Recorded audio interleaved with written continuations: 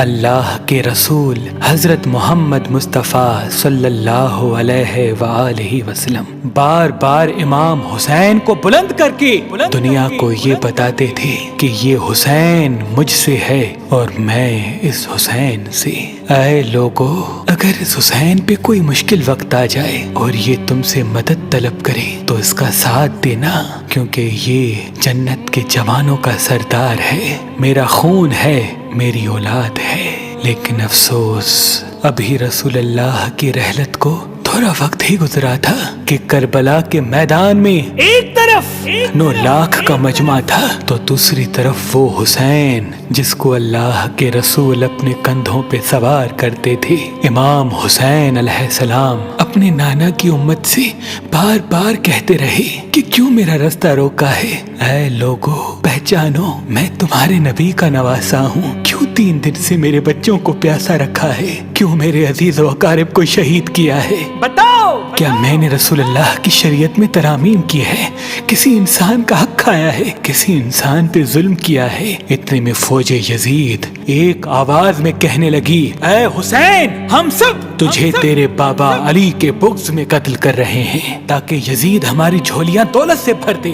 امام حسین نے فرمایا، اے لوگو، آج جس اسلام کا علم تمہارے ہاتھوں میں بلند ہے، یہ علم میرے بابا علی نے بلند کیا، مت بھولنا۔ خیبر و خندق میں اگر علی نہ ہوتے تو اسلام کی فتح ناممکن تھی۔ وہ علی جس نے پوری زندگی اسلام کی تبلیغ کی، حق کو بلند کیا، رسول اللہ کی حفاظت کی، آج اس علی کو یہ اجر دے رہے ہو۔ اے لوگو، بتاؤ، اللہ کے رسول نے بار بار میرے بابا علی کا ہاتھ بلند کر کے فرمایا تھا کہ جہاں حق ہوگا وہاں علی ہوگا، جہاں علی ہوگا وہاں حق ہوگا، اور آج اس علی اور اولاد رسول کو یہ اجر دے رہے ہو۔ اتنے میں یزید کی فوج کے سپہ سالاروں نے دیکھا کہ کہیں فوج میں بغاوت نہ ہو جائے۔ اے شمر، کیا دیکھ رہے ہو؟ حملہ کرو۔ بس لاکھوں کی فوج نے جب رسول اللہ کے نواسے پہ حملہ کیا، امام حسین علیہ السلام نے اللہ کا نام لیا اور ذوالفقار کو نیام سے نکالا۔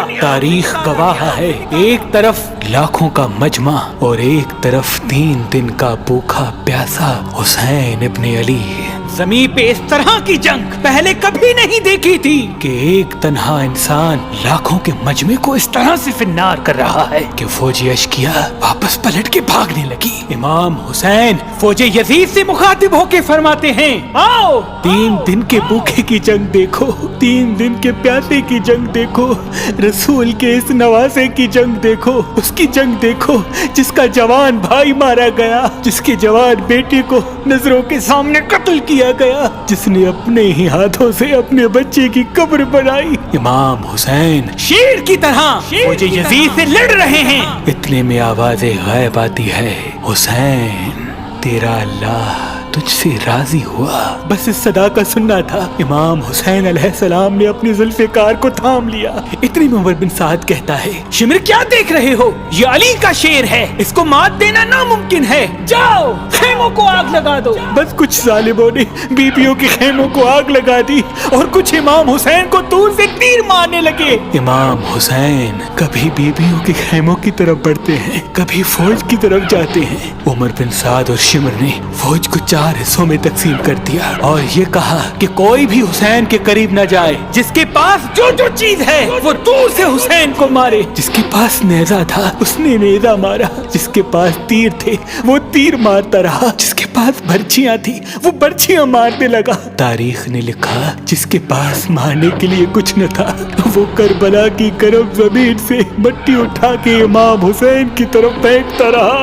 امام حسین کے جسم مبارک پہ ہزاروں زخم لگتے رہے، آپ کے جسم مبارک پر اتنے تیر تھے کہ آپ کا جسم مبارک نظر تک نہیں آ رہا تھا۔ بس جیسے ہی نواسا رسول گھوڑے کی سینگ سے زمین پہ آتے ہیں، فوج یزید جھومنا شروع کر دیتی ہے، لیکن اتنے میں وہ گھوڑا جس پہ آپ سواری کیا کرتے تھے وہ امام حسین کے چاروں طرف گھومنا شروع کر دیتا ہے۔ تاکہ ان تیروں سے میں اپنے آقا حسین کو بچا لوں۔ وہ گھوڑا دوڑ ہی رہا تھا، اتنے میں عمر بن سعد نے کہا اے لوگو رکو، میں نے اپنی آنکھوں سے دیکھا تھا اس گھوڑے پہ اللہ کے رسول سواری کرتے تھے، کہیں تیر اس گھوڑے کو نہ لگے، اور یوں تیروں کو چلانا بند کیا گیا۔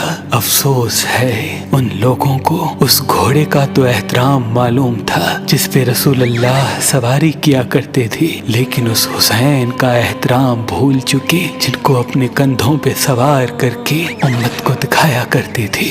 بس امام حسین علیہ السلام زمین کربلا پہ اپنا سر رکھ کے اللہ کا شکر کر رہے ہیں، اور وہاں فوج یزید کے مختلف سپاہی امام حسین کا سر کاٹنے کے لیے قریب آتے ہیں۔ جو بھی قریب آ کے امام حسین کے سر کو دیکھے تو اسے امام حسین کے چہرے میں رسول اللہ کا چہرہ نظر آئے اور وہ چیخ کے دور چلا جائے۔ اتنے میں شمر کہنے لگا یہ کام مجھ سے ہی ہونا ہے۔ جیسے ہی شمر نے خنجر امام حسین کے گلے پہ رکھا تو وہ دیکھے امام حسین کے لب ہل رہے ہیں۔ اس نے سوچا ہم نے حسین کا پورا خاندان قتل کر دیا، 3 دن تک حسین کے بچوں کو پیاسا رکھا، شاید حسین ہمیں بد دعا دے رہے ہوں گے، سننے کے لیے کان قریب کرے تو کیا سنے۔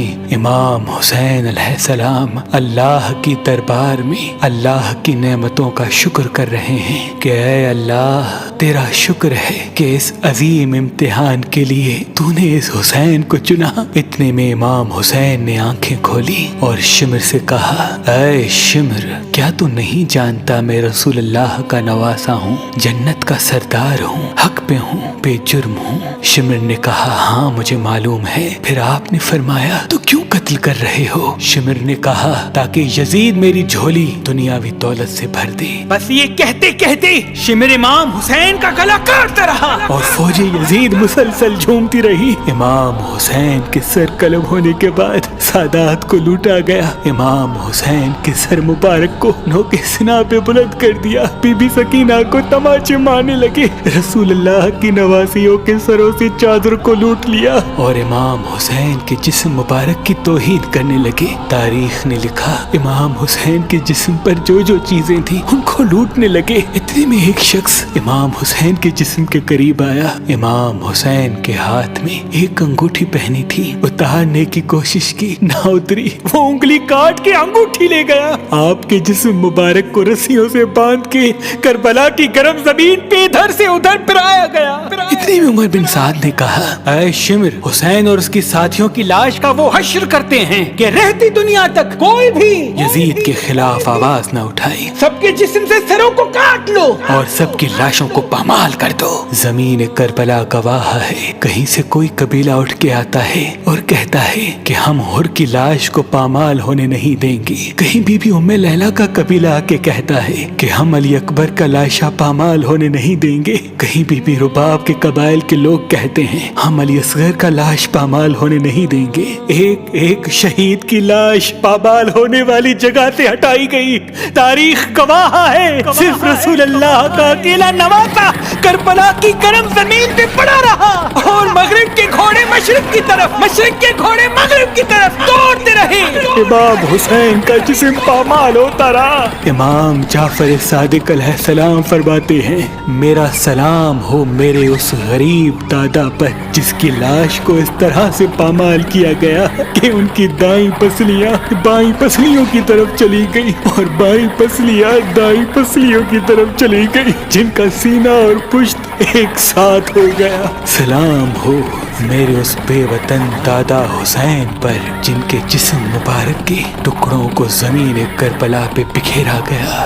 سلام ہو، سلام ہو، سلام ہو۔